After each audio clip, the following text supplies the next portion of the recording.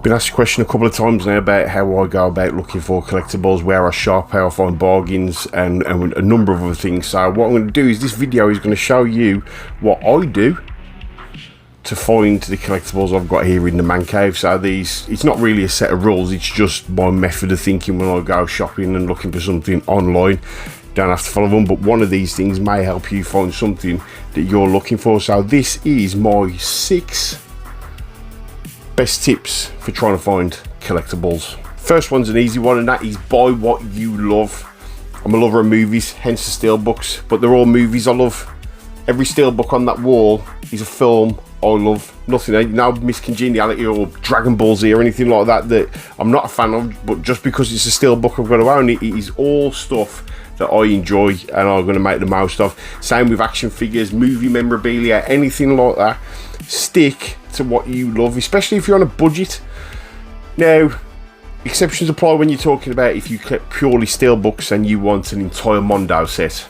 Sort of a different story, I know, but if you're collecting for your own enjoyment, that's all I do. That's all I do. I've got action figures, but it's Batman, it's Star Wars, with a bit of Aliens and Fallout and Doom and whatever. But it's mainly focused on the Batman and the Star Wars, and it's the same thing. You don't see the Dragon Ball Z figures or figures from franchises I don't follow or get nothing out of. Everything's prime real estate in this man cave, and it is treated as such when I'm putting something in here. So always, or if you can, focus on those franchises. If it's Batman and that's your favourite thing, focus on Batman. What it's going to do is going to save you money because you're not buying stuff you don't necessarily need or want, and 2, you can use that money then to get the higher end or the more rare stuff from that Batman franchise. Number 2 is a big one of mine, and that is using social media. So Facebook in particular. Now we've got social media at the touch of our fingers, on our phones, on our computers.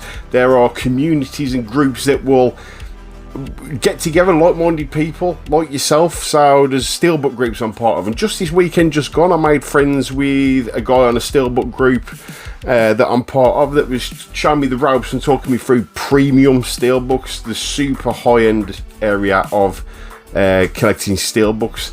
And when you join these groups, you can share stuff about your collections, stuff you picked up, and people will also sell their collectibles to you. So as you're part of these groups, there will also be a for sale area or a sort of classifieds area in these groups where you can then look and see what other collectibles and other pieces people are selling.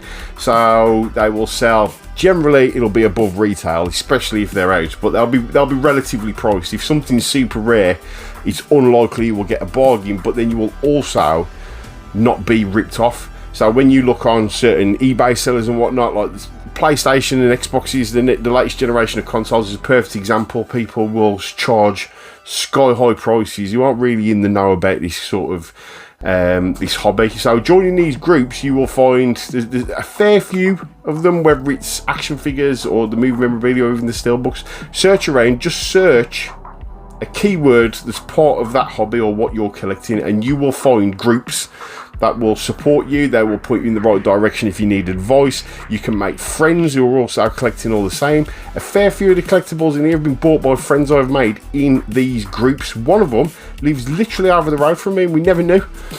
So that's something you can always use to your advantage to find other collectors, people in the same game as you who are either looking to sell or looking to point you in the right direction to get your best value for money. Number 3, and this is an important one, is always look out for the smaller or more independent dealers, the small shops. There's bound to be one in the major centres. There's a shop here or a shop there. Look online, look on Facebook. These dealers also set up groups where you join up, they launch pre-orders into them.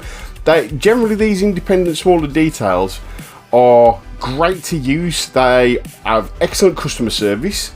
They will sell at a reasonable and competitive price, and normally if you're in with these dealers and you make friends with them and you become part of their sort of circle, they will give you access to pre-orders and things before the general public. So it's always good to start finding these local dealers that are close to home or even online and supporting them. This is a no-brainer to me, because there are several independent dealers here in the UK that I use regularly, as well as the bigger names. but the smaller ones will always do their best to accommodate what you need, and it's great to support the independents who are keeping our hobbies alive. The fourth one, and it's pretty straightforward, is look into the pre-owned market. Now there's a number of ways you can do this. That's with pre-owned stores, so pawn shops, whatever you've got in your local area, and again online that deal in pre-owned items. People can pawn in collectibles that are worth some money, and generally they're at a decent price. Now sometimes these pre-owned stores or pawn shops get it wrong and charge outlandish amounts of money, but normally you can also find bargains. Things like the steel books, I always check what I call cash generator or cash converters and shops like that to find steel books, because you never know, sometimes there's one in there and you can get your hands on this stuff. Retro gaming seems to have taken a massive inflation in price in stores like this though, so sometimes it can also work against you, but it's always worth, when all the restrictions are over and things back to normal, when you're on the high street having a look and finding these shops and seeing what you can get your hands on. There's always the opportunity to find a diamond in amongst a lot of the tat, basically. Charity shops as well. Charity shops will generally, I bought 3 colour Game Boys for £8 each about 4 years ago from a charity shop. Some of the shops are starting to understand, and they have an independent valuing service where when somebody trades in something that would be considered rare or collectible and somebody lists them on eBay with a market relative price. But also you can find and get your hands on things.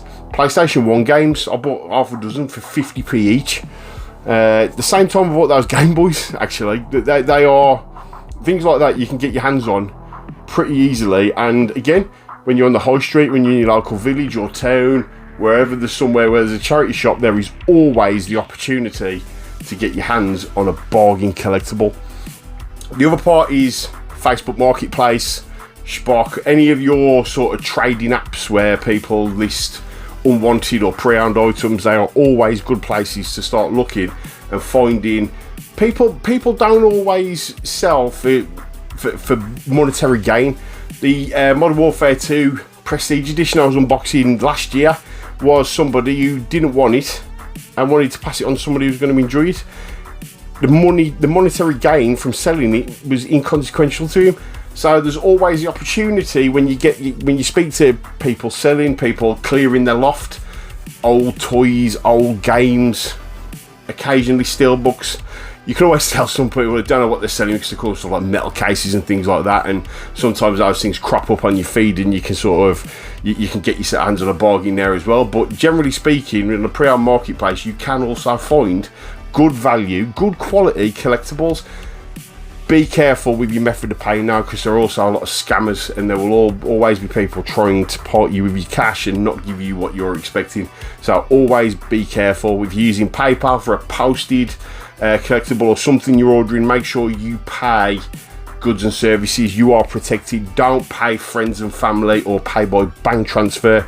This could go against you in the long run, and if you don't get what you've ordered delivered successfully or don't get what you're expecting, you're going to struggle to get your money back. So always protect yourself when you're buying second-hand off of Facebook or any of the other trading apps and places where you can buy second-hand unwanted goods. Number 5 is more about a mindset. It's something I try and use every time I'm shopping, every time I'm looking for collectibles, every time I'm about to buy something, and that is to have patience.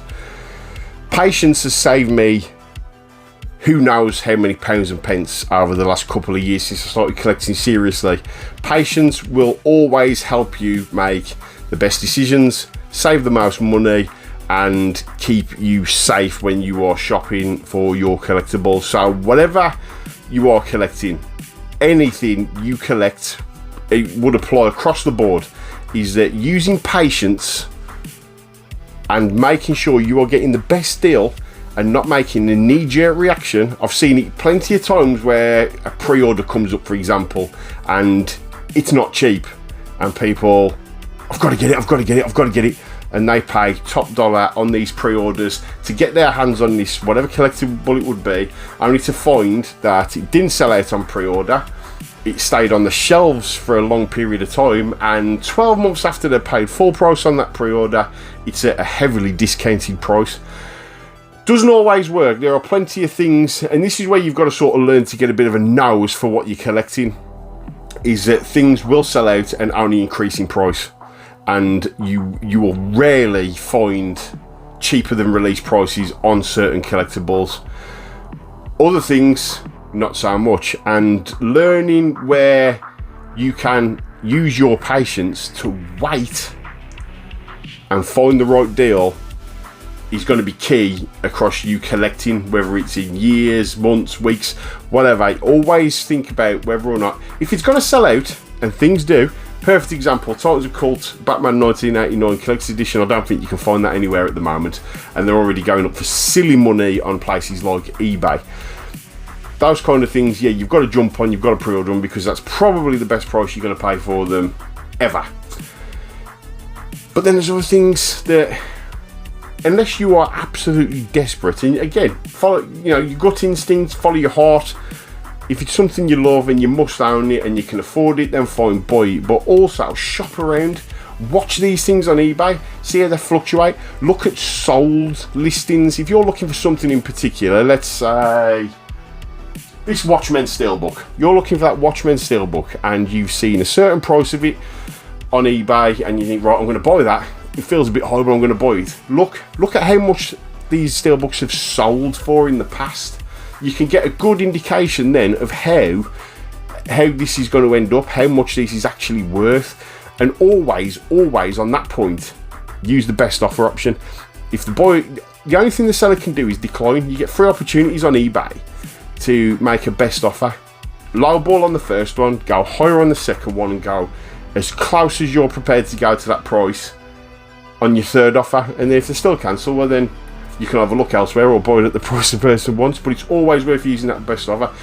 Have patience. Number 6, and this is a personal one, you should never ever put yourself into debt that you can't afford to repay over a collectible.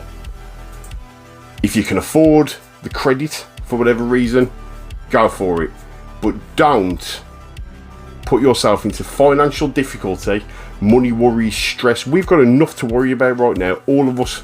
For the last 12 months we've had money issues with our mental health, and while collecting and enjoying your passion, your hobby is good for you, don't compound everything that's going on right now by adding financial stress on top of that. If you can't afford to commit to credit that's not going to affect your financial status and your credit file, affect you paying your bills on time, whatever, don't do it. Use the patience we just mentioned. Don't cause yourself any more stress or issues because it's a must-own collectible in your eyes. There's no collectible worth that. No collectible worth that, and it's hard to get back from once you've crossed that line. So always buy what you can afford. If you can afford the monthly repayments or the weekly repayments or whatever that credit is, buy now, pay later or whatever, then fine, but don't overcommit. It's dangerous. I've seen other people do it and it hurts them. It has a long-lasting impact. And then I've seen people where they've collected stuff, they've put themselves into debt, and then to pay the debt back, they've had to sell the thing they got on credit. Be patient. If you can't afford it, the day will come when you can. I assure you of it. I assure you, the day I dreamed of having a room like this, and I've got it through patience. But everybody's got to stick to that way of thinking. Please don't put yourself in any sort of financial strain or difficulty over a collectible or a hobby. Don't do it. And that's it.